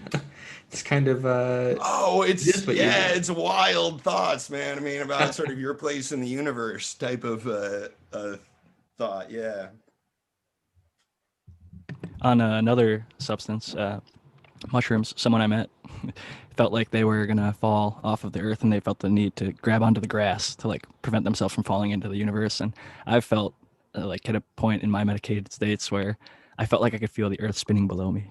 You know, dude, did you know that's a real fear? Okay, so I felt this when I was a kid. When I climbed up onto my roof, I would lay down on my back and look up at the sky. And after laying there for a little while, I'd feel like I was about to just get sucked into the universe. And I had to like look at the ground just to like feel like I was not going to get sucked away. And I looked it up recently. And yeah, I got a fucked up mind. I looked it up recently, and it's like such and such a phobia. Like it's a real thing that people go if through. you have a weird thought, it's on similar, Google. But I like. Wait, sorry, Jack. The go ahead. that I like, it's really similar, but I don't necessarily feel like I'm going to get sucked out into the universe. I more feel like I'm like piloting the planet. Different. That's enjoyable. I know that high. I'm like, I'm not even talking about when I'm high at all. I mean, like, yeah, totally just like a freaking weird fear. For anyone who has any phobia, I think it's playing with the same sort of mental thing, because it's that sort of laying back and looking up at the stars or looking up at the sky and losing perspective of your horizon necessarily. Absolutely. Absolutely. And that kind of, you know, and it's what like happens to that experience that might be a little bit different. It's your response, maybe. Yeah. Well, and I think Matthew put it well when he talks about how like certain pests are light enough that they kind of use like the atmosphere almost like an ocean, so they can almost like swim through it. So if you're not considering like gravity and everything else, your mind's thinking of just what it's visualizing. You could have these unique experiences. I've had, and not that I ever advocate for medicating and driving, but for those people that use it every single day as a medicine, most people are going to get behind the wheel and be perfectly safe drivers, I would say. Some cultivars make it feel like, for me, I don't feel my wheels on the road. It almost feels like you're in a hover car. Like I'm driving perfectly, but it's like such a smooth ride. It's just Like you're feels like in the right future. under the road. You're like in the road. You're like a bubble, just sort of smoothly rippling across the road. Gliding, or even like on a skateboard. Like if I get really medicated and go for a little ride on the skateboard through the neighborhood, like take the trash out or something, and it's an interesting experience for sure. And I'm like Dr. MJ in that I do enjoy some of those more like soaring highs that have a more trippy experience. You get to that high where you can change your POV while you're driving. You could be like hovering above the car. You could be like, 100 meters above the car, watching yourself down from like, above on the road. Yes, like your personal helicopter. Speaking of flying, how's Lucky doing over there, Brandon? We heard him chirping away. He looks like a happy boy right now. I love that bird, man. He's a beautiful bird. He requires a lot of attention, so I just gotta like hang out with him and stuff. I think that's all it really is. It's just he wants to hang out. You want to say hi? Say hi. He just wants to hang out. My one buddy was like, it's like 100-year commitment to having a 4-year-old. I was like, holy shit, that's a crazy way of putting it. That's a really good way to put it, I feel like. It seems like that. My brother just had a kid. Shout out to him. Congratulations to him, I guess. It's a beautiful thing, but yeah, that's like your very own child. You got to take care of it. It'll talk to you when it needs food or attention. My cats are not children, but I get some of that same effect of being a caregiver for something. It's always, I'm a big pet person. Does anybody else on the panel? I know we don't talk about this too much. We're normally a grow show, but any other people, pet owners here? I know Spartan has dogs, right? Yeah, I got a couple dogs. I've got they're called Bullies, which is a American Bulldog crossed with a Staffordshire Terrier. So they're a little bit larger than like what a typical pit bull looks like. It'd be bigger than that. And then I have a small little, like an Aaron's dog. And then I have a small little pug too. Is your dog in your like clothing cabinet right now? No, that's just, I live in a large like travel trailer, and they're just like up in the other part of the room, sleeping, being lazy asses. They basically sleep like, I don't know, 45 hours a day. That's how my cats are until like you are around and they get wild as fuck for a little bit and then they take a nap. It's like Yeah. literally like watching a child. If I stand go up, crazy and then pass out. let's see what happens. Hey. No, they're really fucking tired. Some good looking dogs. Does anybody else? Noah, do you have any pets? Yeah, I have a little French bulldog, and he's my buddy big time. His name is Hank, and he's about 8 years old, and yeah, he's one of my best friends. I'm a big pet guy. I had a dog, another like lab mix that I got pretty much right after I started the whole starting to really get serious about growing, and she just passed away last year, but she had some issues and stuff. But yeah, no, I'm a big dog guy, and I'm actually looking forward to getting a cat after my French bulldog, because I don't think he would go to it. But next time I'm going to get a cat. So The nice thing about cats and little dogs is they tend to have a little bit longer lifespan. So hopefully the Frenchie lives long and strong. Frank the Tank hopefully is a little beast. I'm a huge person who gets really attached to their pets, and when they go, it's like losing a family member. Sometimes worse. It's like you get so close to them, seeing them every single day, that I'm glad that we were able to go around. Matthew, do you have any pets for Dr. MJ? Was that the Amtrak just now, by the way? That's not, but I do live fairly close to. Maybe it is Amtrak. I don't know. I just know that area is they have a. There's a few different ones on the line. Yeah. Anyways, just flexing that I live next to my friend Jack. That's all that was. Local San Diego references. Yeah, I had dogs growing up. I had a rat terrier growing up, and I had a Maltese Shih Tzu mix, and also a Maltese Shih Tzu mixed with a Yorkie wire-haired dog when I was growing up. But to be honest, I don't really enjoy having pets that I have to worry about taking care of. And I think perhaps because I take it really seriously, like how important it is to me that you actually maintain a good animal, that you give it behavioral enrichment, that you can provide for it in all the ways. And I looked at, how I wanted to spend my hours of the day. And I just felt like it was more important for me to do other things. And also, like, how important it was that I wouldn't have been able to do those things and take care of the dog maybe as optimally, or whatever animal. Although you might be unsurprised to find out that I've kept various invertebrate organisms as pets, either wild caught or from bugsandcyberspace.com or another sort of dealer. I had a forceps centipede, Theatops, which I called Vidiosus, which is Latin for vicious because I'm pretentious. And that was kind of a cute thing to have for a little while. I've kept some jumping spiders and things like that, but nothing really big or egregious like some of those tarantula or stag beetle people in like Taiwan and Japan and that sort of thing. That stuff's pretty interesting, but I've never really gotten into the invertebrate pet trade much more than that. Would you consider, like, when you, and this could go to Spartan as well, when you raised black soldier fly larvae for, I think it was a means to an end, you were like making a compost with it or an insect frass, but Spartan, what about your worms? Yeah, no, it's not like you're like, hey, Frank, like this worm 1-to-1, but I know that you take care of them and you feed them. So do you look at them as like a pet or like a means to an end? I do look at them both ways. It is kind of like, and also kind of in aggregate too. Like they are sort of the cells of the organism. They're the units of the superorganism, if I'm to quote E.O. Wilson and Bert Holdobler, two scientists I have great respect for. So I do kind of think of it as like one unit, and like that I'm like, it's a living organism that I like take care of and maintain in sort of a similar way. It might be less romantic the way I look at it, but yeah, I agree with that, certainly. Spartan, how do you feel about the worms? And after that, Aaron the Grower, you can tell us what we're looking at over there. Go ahead, let Aaron go ahead. I don't want him to wear his arm out holding it up for that long. No, I don't care, dude. I'm just showing you. You can talk. I don't give a shit. This is a nice looking frosty nug of Greer animals. Good stuff. Yeah, you go. Outdoor, by the way. Outdoor. Nasty, dirty, filthy. Don't smoke it. It's Oh, gross. it's about the worms.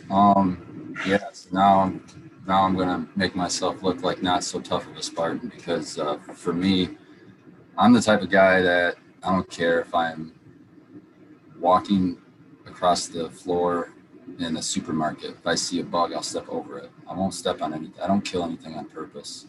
So I don't want to say I cherish life, but I respect life everywhere. And that includes my worms. I don't treat them anymore like a pet, per se. I look at them as worms, but they're helping me compost everything and make most of the nutrition for my food available, or most of the nutrition for my plants available. So they're a big part, and I want to keep them happy. But I don't really have, like, if one dies, I'm not heartbroken. So I wouldn't say it's pet level, but I still respect them just the same. Yeah, it's interesting because where I used to go to get my local castings, they call it like the Center for Environmental Innovation. And the lady who ran the worm casting bins, like, to me, she actually felt like the worms to her were like pet level. Like she loved it. And maybe she was a really great saleswoman, but like I fucking loved their worm castings and they produce really great stuff. And like she was like as passionate as we are about growing cannabis, she was like that way about worms and worm bins and everything. So I was like, this is the fucking place for me to go. And I always really enjoyed that stuff. But unfortunately, COVID has closed down that center for that purpose for now. So I've been finding worm castings elsewhere. But switching off of the pet topic, does anybody have a topic that maybe we haven't touched on this evening that they'd like to throw out there? What question did you have about the website, Matt? You were asking earlier. I was saying that you should talk more about it is what I was saying. I think the plant packer in particular, the little LED Specifically, assisted. yeah, specifically the product that you're putting so much effort into. I I love just to feel see. like, thank you for the plug. I feel like it's just, Well, I want to this is I want to just, I want to add to that plug real quickly because here's the thing. It's not it's such an important thing, logistics, right? People don't want to think about making a good logistical product. People don't get really ramped and revved up to make like, a really great box or something. But I think that this is really important because one, people don't focus on it and it contributes to waste and all those other sort of things. So, with that sort of context, I really appreciate when my friends try to make an effort there. thank you, dude. Yeah, no, I just saw a hole in the market, I think, and I later found out that there are other products out there, but maybe they're just not marketed so much. But this thing is just really simple. It's just like this. Imagine like, your girl's jewelry box, but it's clear. It's like this. It's like a clear, almost like a medicine box, really, but like with a bunch of 2x2 squares in it. And I kind of like just arrange them. Then I cut a few of them to have a slot for the oh fuck, I'll go get it. And then I cut a slot for the stock to go. Getting the live exclusive, So everybody. for me, what it Just came looked on the like website. was people that ever collected trading cards of any sort. It looks like the containers that you would buy for those that has the dividers and stuff. Yeah, there you go. So you have like where your medium goes down here, your plant lays in here, and you can actually customize these to make. I squeeze two sometimes if I have to.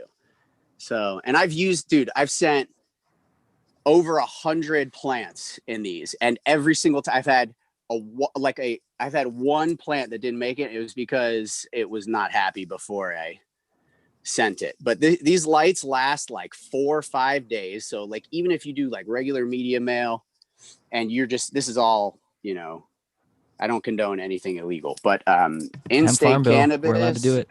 hemp, whatever, dude. Like this is $30. You can ship 3 plants for $30. It's $10 a plant, and it's free shipping. And I'm gonna throw in a sticker and whatever else. And if you're the homie, I'll throw in more.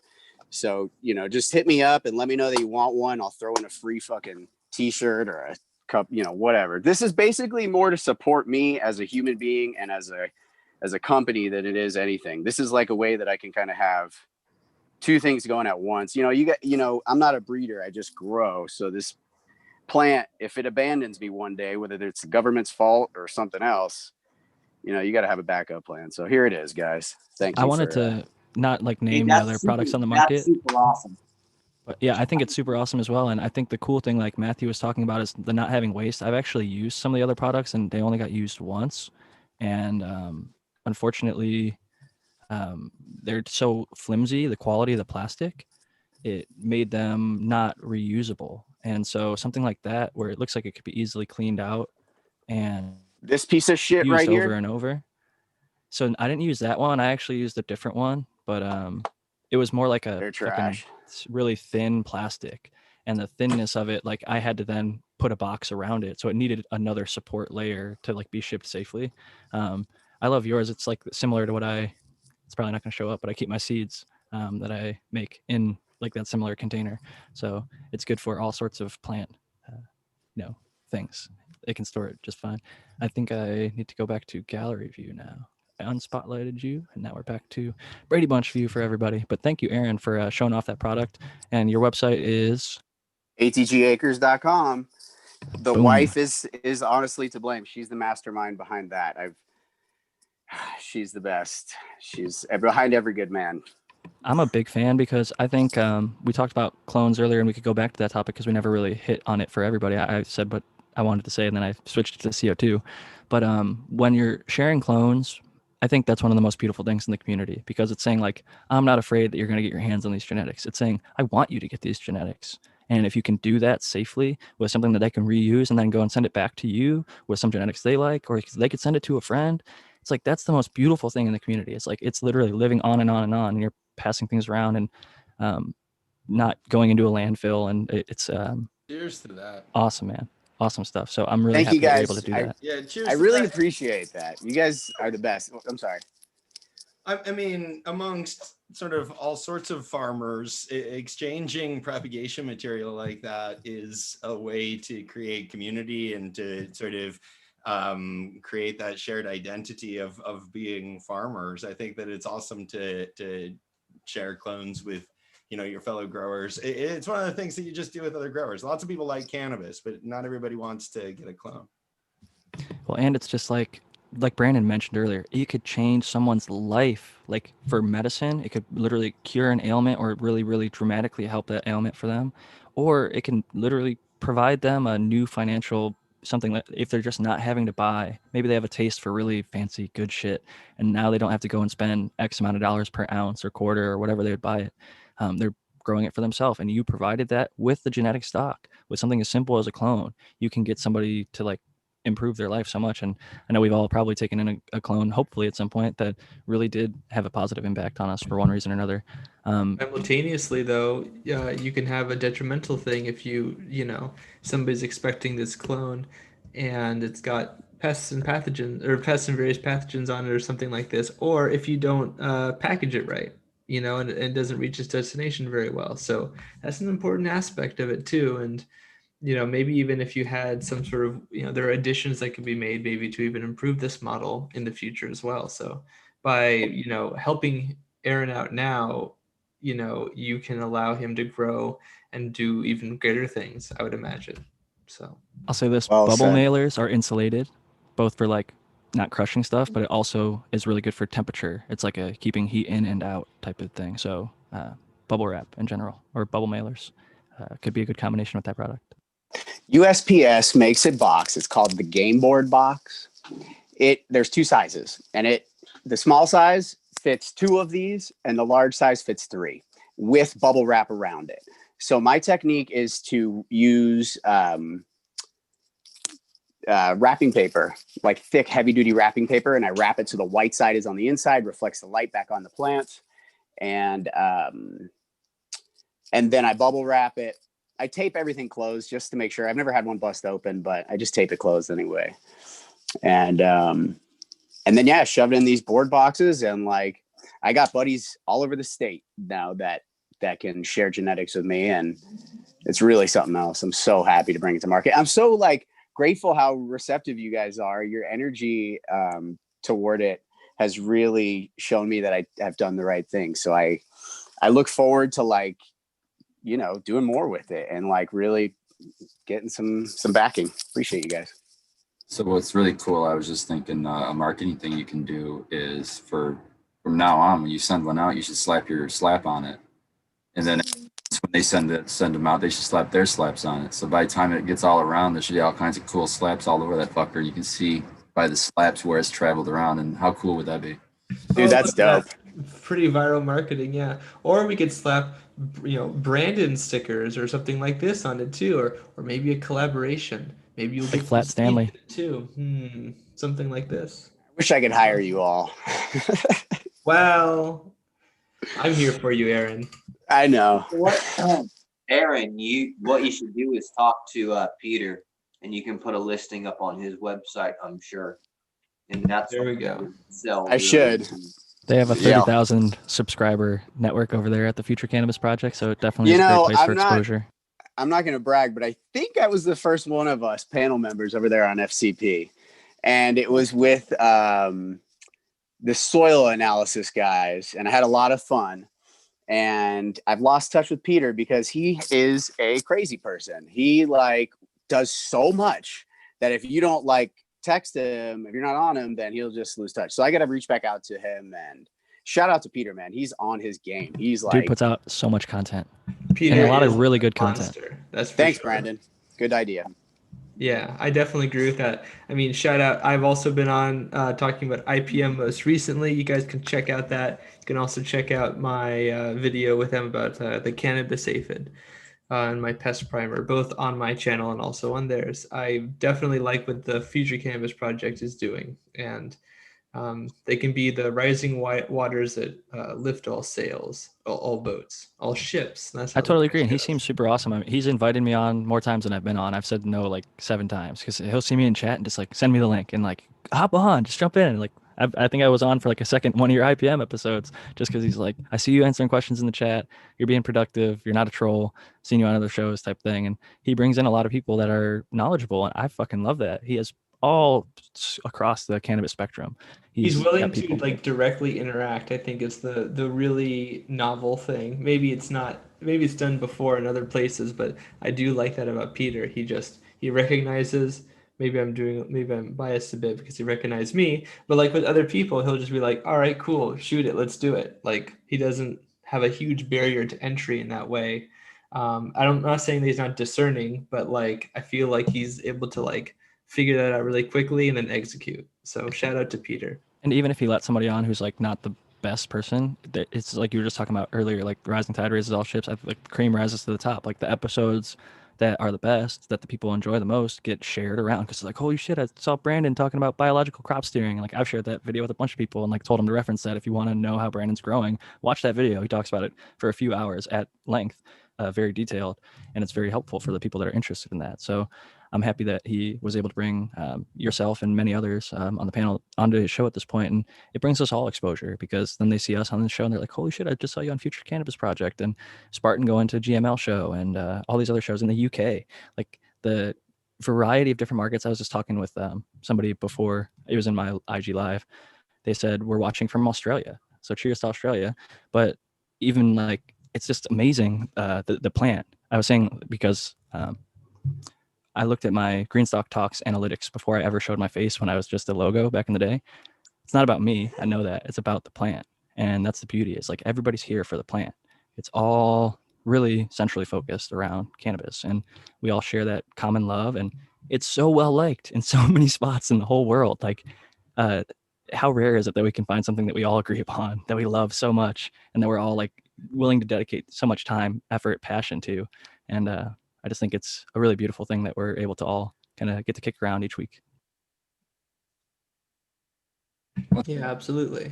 Yeah. Touch on real quick. He's asked a couple times in chat. Was Max Scrim and Ruby was asking about sip containers and what to use in the bottom, whether using perlite or the clay balls or what medium. And I said if it was between, I'd answered him in chat. If it was between perlite and the clay balls, I would have preferred the clay balls myself. Then they said, all right, cool, I'm going to be buying one. Well, and then to me, if you're going to buy a planter, it's probably already designed so you don't need to have anything down there. It's going to have a riser or something in there for you to fill your soil. You don't have to put anything at all. You don't have to put the clay pebbles or anything down there. It's just designed to hold air and water. So to answer your question, depending on what you're doing, like if you're like the Frugal Forest, the way that they're designed their sip system is they just use a tray, a standard like 4x4 tray or whatever size tray you want to use, fill it with clay pebbles, and then do your pots with fabric pots and soil, and you can just drop them right onto the clay pebbles and fill up that tray with water. That was commonly called the Soma sip method for a while. I think a lot of people call it the Frugal Forest method now. And I think it's a great way of gardening at home. It's simple, effective. You can build yourself a sip for low cost. And sorry, my wife's got some like opera in the background that I heard coming through my headphones. I'm like, oh, they're hearing this shit too. But yeah, the sip containers, my next run, I'm switching over to a sip. I got an Earth Box, which is like 15 gallons roughly container, and it's a sub-irrigated planter, and it's got a little shower cap kind of top over it, and that acts as like the mulch layer. So instead of doing 3-gallon pots, which is like 9 gallons of soil, I'm going to do a shared root zone with 3 plants in a 15-gallon container in the same space and see how that works out. So we have that to look forward to. Did you get some of the Micro Plus from me? I did, and that's what I'm going to be running in the bottom instead of like labs. It's like acting as my yes. Yeah, that's what you want. Yeah, so I watched the Kevin Jodrey video about probiotic earth boxes and how they can even potentially take a plant that's like infected with hop latent viroid and make it present as if it doesn't have that. So I'm like, as a person who grows from seed, even if I like if I find a cut that I love eventually, I can like have this earth box set up and hopefully like run it through there and clean it up if it ever gets funky. But even if you're not like running a funky clone, I figured if it does that for a clone that's like hurting, I would imagine that it's a good system for a healthy plant as well. And shout out to Smiley's Garden again. He has a few earth boxes that he's over there crushing it with cannabis. You see people like growing tomatoes and a whole bunch of other stuff with them, and they make like an earth box junior that's even smaller. But Build a Soil had a pretty decent price on it, so I was like, I looked at the measurements and it actually fits in my tiny ass tent. And a lot of people talk about the benefits of a shared root zone. I typically like having like 3 pots per 3 plants, because if there's ever an issue, I could like individually address each one. You know, like this one needs a little more of something, or I want to pull that one out and work on it. But we're gonna try it out next round. So me and Max were both going from organic pot growing to organic sip container growing. I shouldn't say pot, like in a pot, potted plant. I have But it to say works. that's a pretty bold statement about the hop latent viroid thing. So I'm Yeah, curious. it's not my to see claim. the It's the Kevin results. Jodrey claim. And there's a video where they took a unhealthy plant that was being really productive, and they put it into the probiotic system. And over the What time they in were there, doing they was were they able were to bring getting it healthier. I think what they were also doing was trying to like outgrow the virus as well. Oh, that's a little bit different. That makes more sense then. Yeah, he did it to get like a healthy cut. But I think even when they like flowered it within the earth box when it had it, they were doing cannabinoid testing, and the ones that were grown in their traditional mix, he has an organic soil. He's like top dressing rice holes. This is off like the Wonderland Nursery YouTube from like 2 or 3 years ago when Kevin Jodrey was still running his farm I up feel there. like I remember seeing that video as well, but like, yeah, I don't remember any of the contents or anything. But cool. The other Like, thing I will say is from certain soil mixes, I've noticed like some clones that are tend to be like snappy if you bend them. In a certain, I think there's silica is probably what the thing is, and maybe the vermiculite in my mix has silica, or some other silica source is making it more pliable. But I've seen some really woody clones get put into a certain system and become a lot more pliable. And I couldn't directly say what accounts for that, but I've personally seen it happen on a few different occasions. It probably has to do something with the osmotic pressure, turbo pressure within the that system where they're losing moisture and therefore become a little more flat. Yeah, and their fluid and nutrient uptake is going to definitely influence their turgidity. What did you say a second ago, Jack? I wanted to say something about it. How did we get here? We were talking about, or at least I was talking about, how certain clones, we were talking about hop latent viroid might not present itself in a earth box, and I was saying how like certain like OGs or like woodier stuff that had like snappier branches got more pliable when it was put into a certain soil mix, and it was something I've just seen. Silica. So I think they call that like tensile strength, or at least that's what I've heard people call it that I trust. And it's like Gorilla Glue 4, it like snaps, right? Has no tensile strength. Not that it's not a strain that you want to grow, it's still fire, but then you can influence that with like silica and calcium, which influence directly like Strong the cell H2O walls. uptake, right? Turgidity, exactly. yeah, it's definitely true that, and specifically cannabis is a huge bioaccumulator of many different kinds of things, and a lot of plants do as well. But one of the problems with cannabis is that it also bioaccumulates things you don't want. So you have to be careful about that. But sequestration by plants with like silica, or making like crystalliths and other sort of Cannabaceae, every other sort of relatives, they also make these sort of crystalliths too that are sort of silica based. So I don't think want that's to really be Mr. like I beat the organics drum, and I think that it's like a panacea to all things, but the clones that I'm referring to were coming out of a hydro system and were older. So those are two factors that go into the ones that I personally have seen in my garden go from like, they were great clones genetically, but like the growth and how they were performing was not ideal. But after it went from like that rock wool cube into organic soil, and it got sort of the mix that it was being thrown at it for a little bit, it seemed to be just happier for one reason or another. Like it just performed better in that system. And I can't say what exactly it was. Doc, I know you've been quiet over there, but maybe it could just be that the person that gave it to me in the hydro system wasn't giving it everything that it needed. Maybe I was giving something that was missing. But Doc, what are your thoughts on I'm a little bit this? lost on the scenario here. Was it started off woody and became less woody? Is that the Yeah. scenario? So like every single, even the side branches, like it was the clone from when I got it the first few weeks, if you would go over and you tap on a stem, it could literally snap straight off. just like it didn't have a much, like he was talking about earlier, Aaron, with the Gorilla Glue, the tensile strength or whatever. It just can't hold much weight in veg or in flour. Not It's sure just tensile strength is how much force is required to rip something apart. Yeah. I'm not sure if that's really what we're.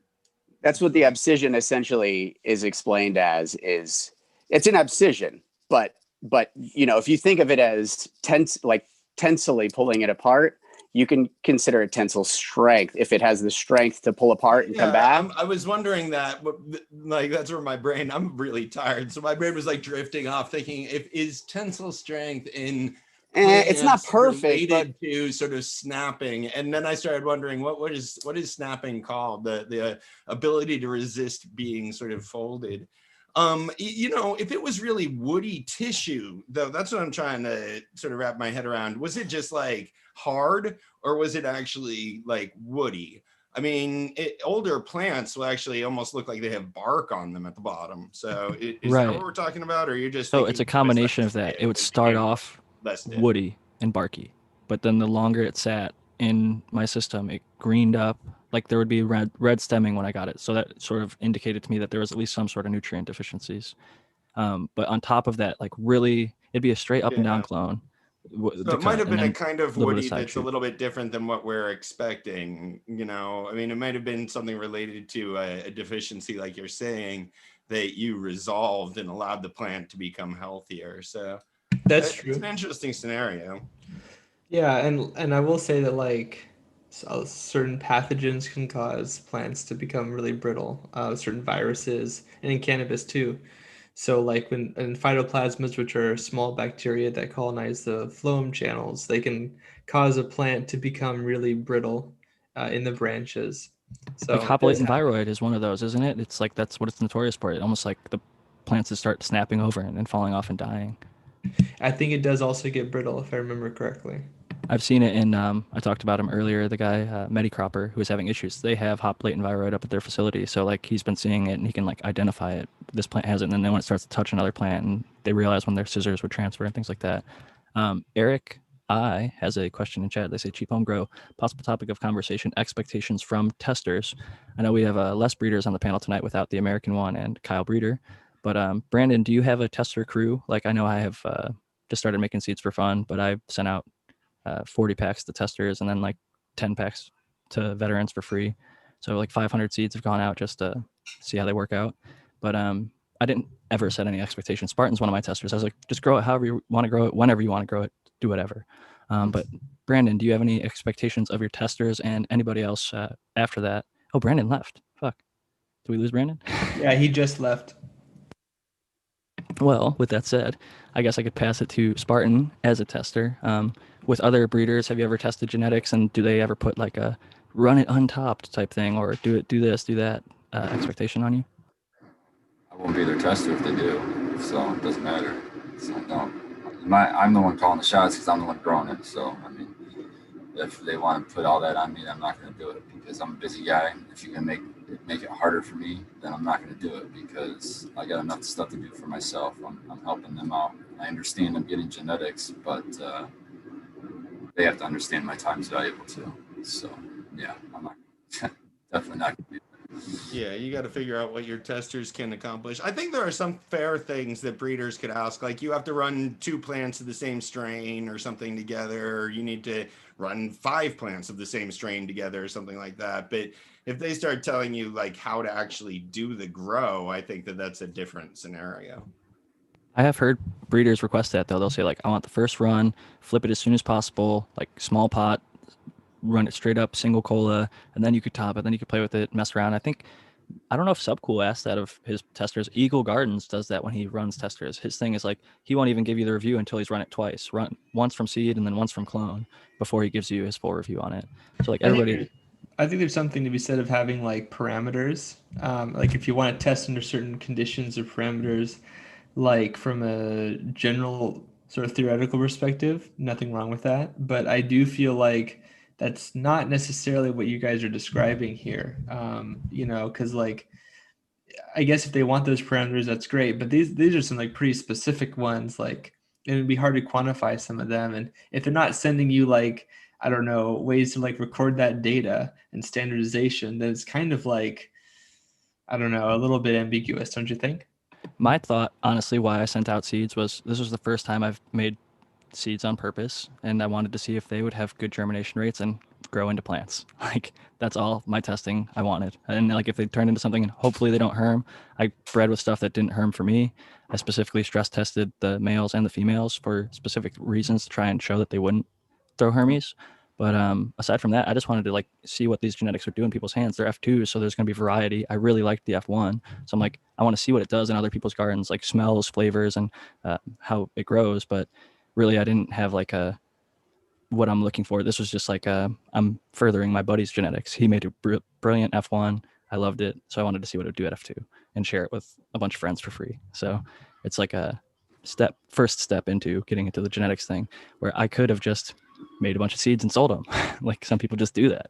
I have a market. People follow me and I could sell them to them, but I'd rather give them away for free. I want to make sure that I have trusted genetics that work in people's gardens before I just ever take a penny from somebody. I know how hard people work for their money. I'd feel so guilty to take any of their money if I didn't put my hard work behind it and know that it's going to be something that can, grow into something respectable, that it's going to be worth their 2, 3, maybe 4 months time growing it out, picking a pheno, sorting through males and females, things like that. So I think that I'm happy that people on this panel don't rush their genetics. I'll say that. And it's a rarity in the game, because if you look on Instagram right now, you can go find 100 genetics companies, and I see people growing stuff and they're like, oh, I got it from this company, and now they're not in existence anymore. So that's a bummer, but I want to support people that are going to be around. Spartan Grown, I know you got to get going to Michigan Bros Grow Show. It looked like you were still on mute there just a second ago, but if you want to give your final sign outs, you're more than welcome if you have any final thoughts as well. Yeah, I've got to use the mute on here now, so you'll see me going on and off all the time. Because for some reason this microphone doesn't want to work half the time anymore. So this is just one more thing that needs to be fixed. Shout out to the chat. I was distracted by chat most of the time. Shout out to you guys on the panel. It's always awesome hanging with you. That's for sure. I always look forward to Sundays, even though I had work this Sunday. I still look forward to it because I knew I'd be able to close it out with you guys. So shout out to my buddies out there at the Michigan Bros Grow Show. That's where I'm headed. And you'll find me there next. Bros love, guys. Hey, Spartan, I just want to say before you go, I really hope things turn around for you, brother. I know you're going through some hard times right now, and I just really, positivity sending it your direction, brother. I know that things will hopefully turn around soon for you. So just wanted to I say second that. Grow love, Spartan. All right. So, what were we just talking about? Genetics? I totally lost my place, but Speaking of genetics, in that hazelnut video I was talking about with the special powdered mildew isolate, these people were doing research to find resistant cultivars, and one of the things they found out was that hazelnuts there was a particular cultivar that's really popular called Tambulo. And apparently a bunch of fields where this cultivar was supposedly being grown, when they got all the genetic analyses back, they found that it didn't actually, a lot of those were not related at all.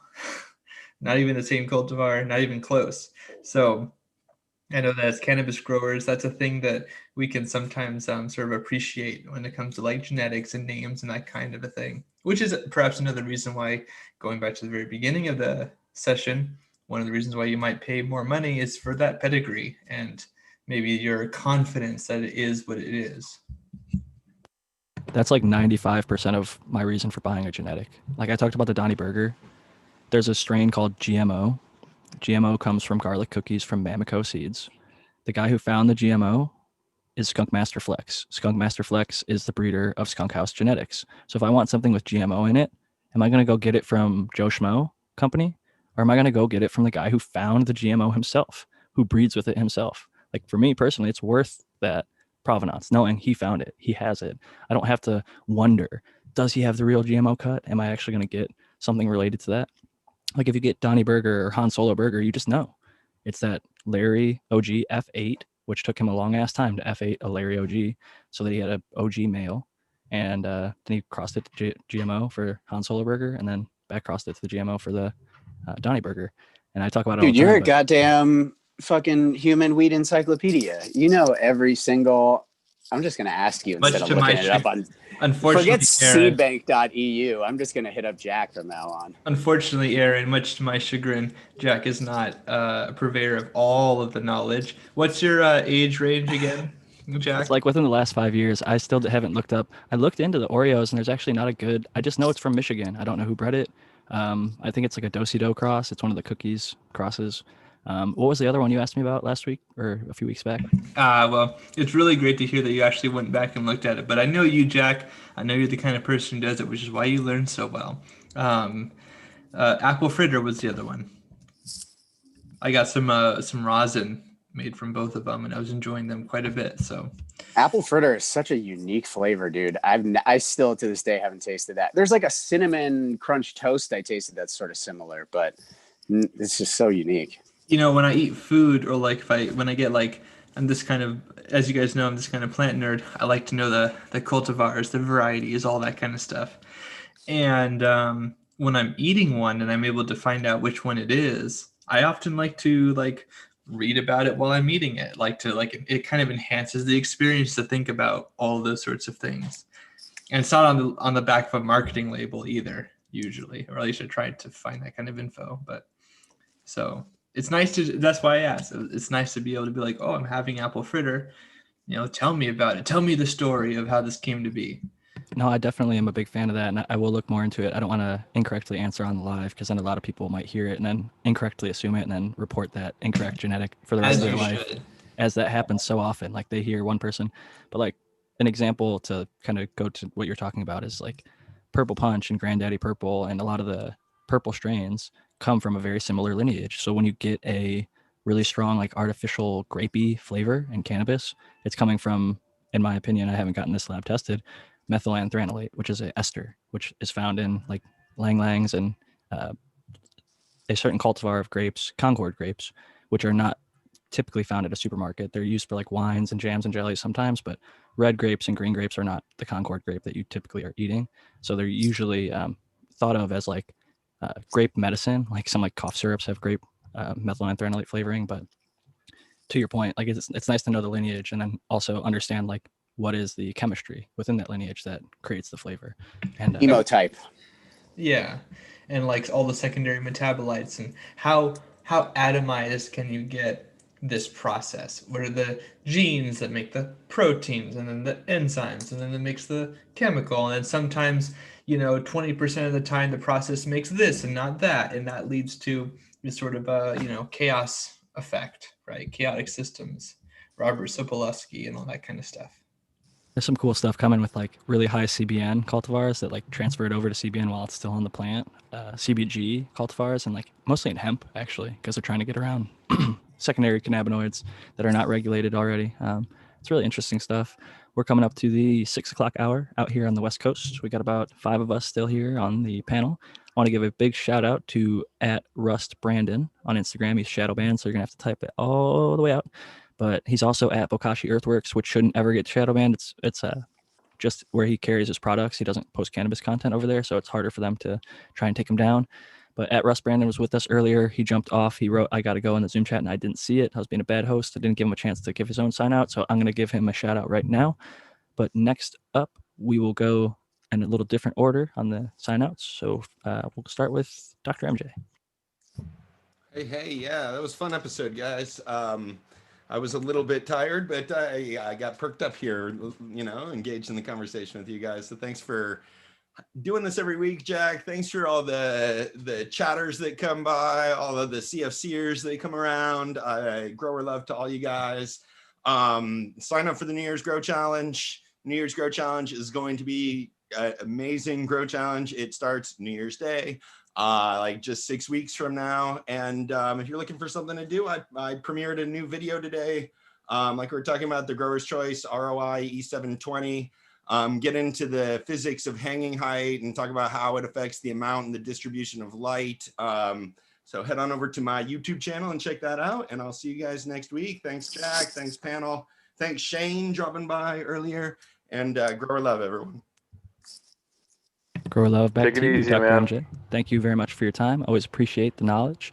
And definitely check out cocoforcannabis.com and all the challenges, all the light reviews he's putting out. He has more than you could shake a cannabis stick at, as I was trying to say earlier. But yeah, he's got so many different ones lined up. It's really amazing, like how many different light companies there are. And a lot of them are putting out really great stuff. Like Migro recently did the Geek Beast, which I'd never heard of, put out one of the most beautiful bar maps I'd ever seen. It was like almost 1,000 across the entire thing, like one of the most unbelievable, but he took all the measurements on video and shows it, and it's a fairly affordable light. So shout out to Geek Beast, shout out to you, Migro, and all the people doing good content on the lighting and cultivation side. So thank you, Doc. Next up, we got Noah the Grower. Yeah, I had a good time with everybody today, and yeah, I've been healing up from my ankle surgery, but with the time of the year change again, it's that time of year again. So I would say either next week or the week after that, I'll be up on my feet again. In the last 15, 20 minutes of the show, I'll go live in my room and show up some of the stuff I got going on in there. And I just want to say thanks for everybody that came in the chat. Thanks for everybody, all the growers, obviously. I appreciate all you guys. And I was glad I had a great time hanging with everybody. And I'll see everybody next week, man. Peace out, Noah. It was always a pleasure to have you. And I've been seeing some really fire posts on your Instagram and your Twitter feed. Make sure to follow Cowboy Blazer Fan on Twitter. I'm using my Twitter more often, Jack_Greenstock. But I saw Noah posted a post from his Instagram. I was like, damn, he's growing some fire. I can't wait to see. It's like old times. A lot of those old Growing with My Fellow Growers got deleted from YouTube. So it'll be nice for the people who haven't already seen some of your garden for you to do some of those live walkthroughs. Because I do know some people actually just show up live just for these while we're here. They might not check all of us out on Instagram or might not be following all of us yet. You should be. Shame on you. No, I'm just kidding. Leave a thumbs up while you're here, at least. Subscribe and go check out Noah the Grow on Instagram. But next, we have Sentinel, Matthew. I enjoyed this session, like I enjoyed most sessions, and shout out to everyone here and seeing everyone's mutual success. Those who know me know that I like to say the phrase, I look forward to our mutual success because it's the best way I have to articulate how I feel usually.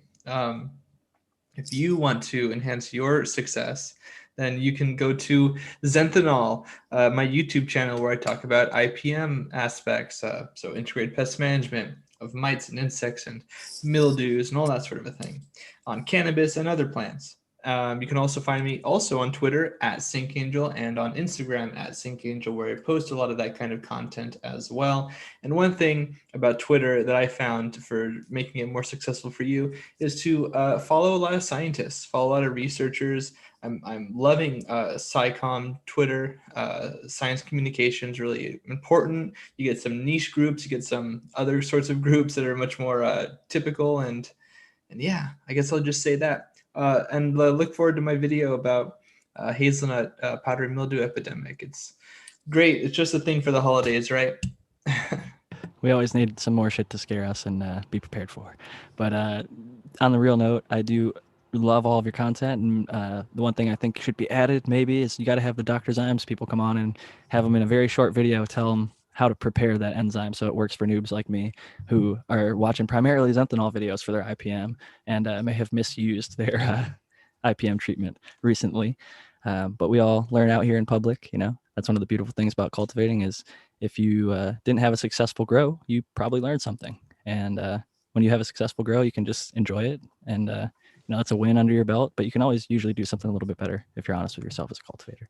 So that's the beautiful thing about growing. And thank you again, Matthew, for your time. You've been very generous with it and all the information that you put out on all the different social media platforms you have. Aaron the Grower, you're next.